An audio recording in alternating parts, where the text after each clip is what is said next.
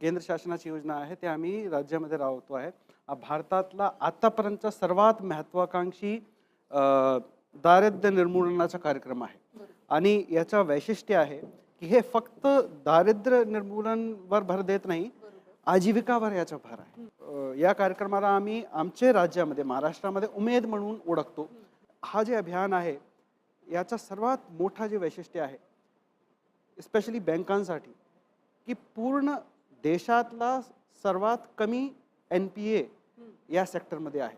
म्हणजे महिलांना जे काही ऋण बँकांमार्फत दिला जातो तो 100% परत येईल बँकांना सुद्धा आता हमी झालेली आहे.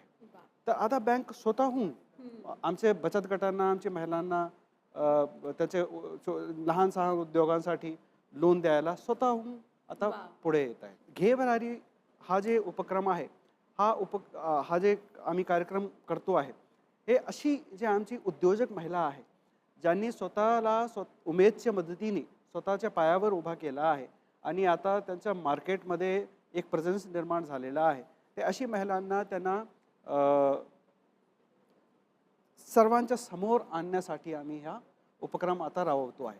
म्हणजे या कार्यक्रमाच्या माध्यमातून, या जे शो आहे याच्या माध्यमातून आता पूर्ण राज्यामध्ये, पूर्ण देशामध्ये, गावागावामध्ये, शहराशहरामध्ये सर्वांना हा कळेल की आमची महिला किती उद्यमी आहे आणि किती मोठ्या प्रमाणात त्यांचा आमची अर्थव्यवस्थेमध्ये आता वाटा होत आहे, निर्माण झालेला आहे.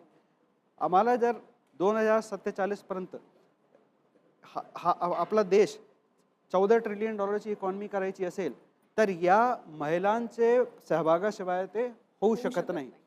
तर त्याच्यासाठी आम्ही त्यांच्या क्षमता बांधणी, कॅपॅसिटी बिल्डिंग, तसेच त्यांना मार्केट ॲक्सेस प्रोव्हाइड करण्यासाठी वेगवेगळे उपक्रम राबवले आहे.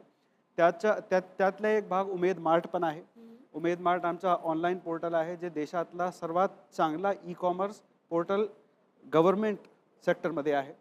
आणि याच्या मार्फत आम्ही 24 तासाच्या त्यांना 24/7च्या आम्ही त्यांना आमच्या महिलांना, आमचे भगिनींना, आमची जे उमेदची ताई आहे त्या SHG ताई, त्यांना आम्ही असा मार्केट प्लेस उपलब्ध करून दिला आहे. आता त्या मार्केट प्लेस उपलब्ध करून दिल्यानंतर आता त्यांची सक्सेस स्टोरी आम्हाला सर्वांच्या समोर मांडायची आहे. आता हा पहिला सीझन आहे. मला पूर्ण खात्री आहे की याच्यानंतर आणखी याचे सीझन्स येणार आहे.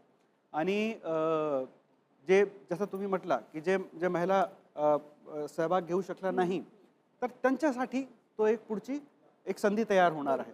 त्यांचे स्वप्नात आणि त्यांच्या हातात किती ताकद आहे